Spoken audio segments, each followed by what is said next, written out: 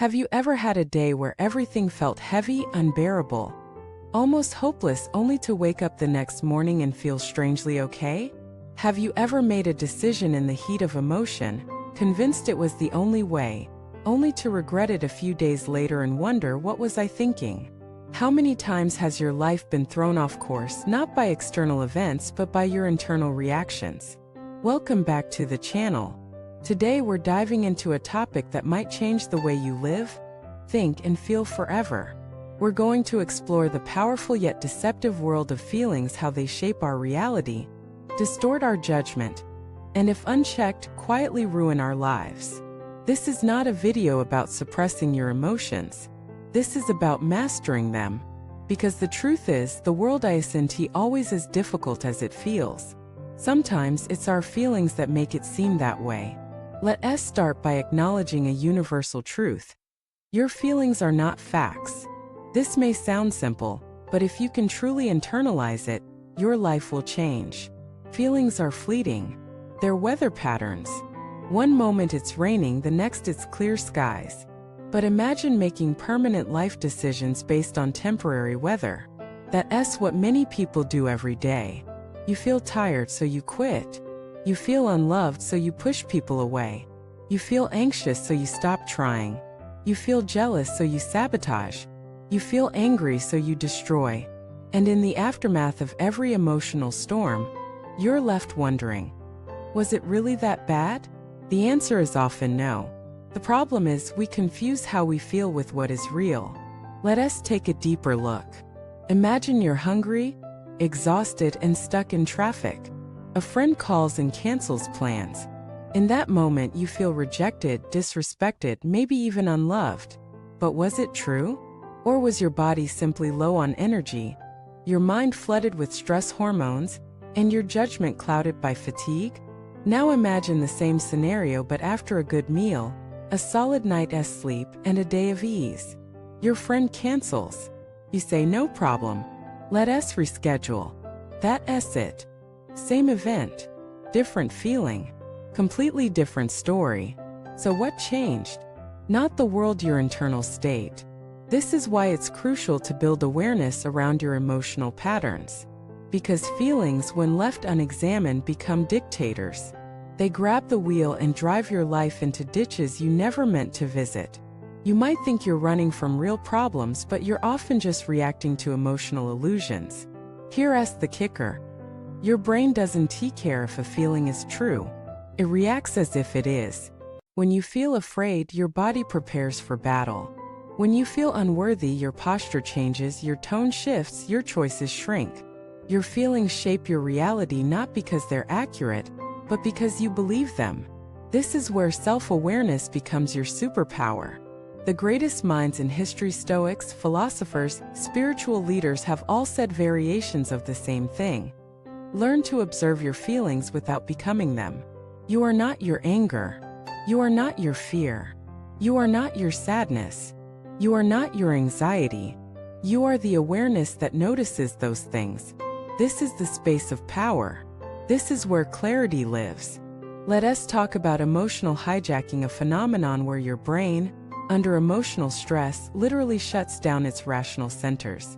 You become reactive, impulsive, and often destructive.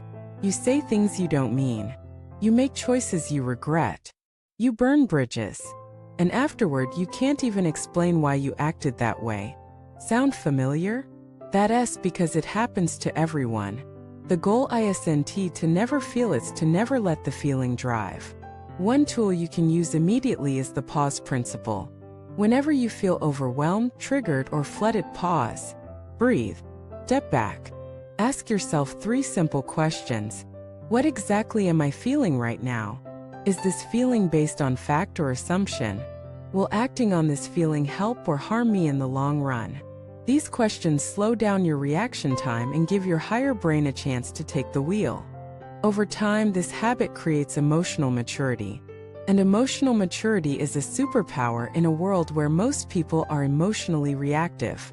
Let us talk relationships. How many fights, breakups, ghostings, and grudges exist not because of real betrayals, but because of misunderstood feelings? One person feels neglected, the other feels attacked. Both act defensively, and a relationship dies not from truth, but from confusion. If you want better relationships, learn to separate what you feel from what is true. Learn to say, right now I feel hurt, but I don't know if you meant to hurt me. Can we talk? It's not weakness to admit uncertainty. It's wisdom. Let us move to career. How many dreams have been abandoned because someone felt like they weren't good enough? How many people quit a job or dropped a project not because it failed, but because they felt like a failure? Feelings of inadequacy are often rooted in comparison, perfectionism, or childhood wounds, not reality. Your feelings might tell you that you're behind, but facts often show that you're exactly where you need to be. So, how do you escape this emotional trap? By grounding yourself in practices that reconnect you to what's real. Journaling, meditation, long walks, honest conversations, therapy, creative expression. These are not luxuries. These are lifelines. They help you return to center. They remind you of your values, your truth, your purpose. The more anchored you are in clarity, the less you'll be tossed around by emotional waves. And here's a beautiful truth. The more you practice this, the less reactive you become. You begin to respond instead of react. You begin to lead instead of follow. You begin to create instead of collapse. You begin to live from a place of choice, not compulsion. And that, my friend, is freedom. Freedom is not the absence of pain. It's the presence of awareness. So the next time you feel like the world is ending, ask yourself, is it the world or is it just my feelings? Feel it, acknowledge it, but don't believe it without question. Because life is rarely as bad as it feels in the moment.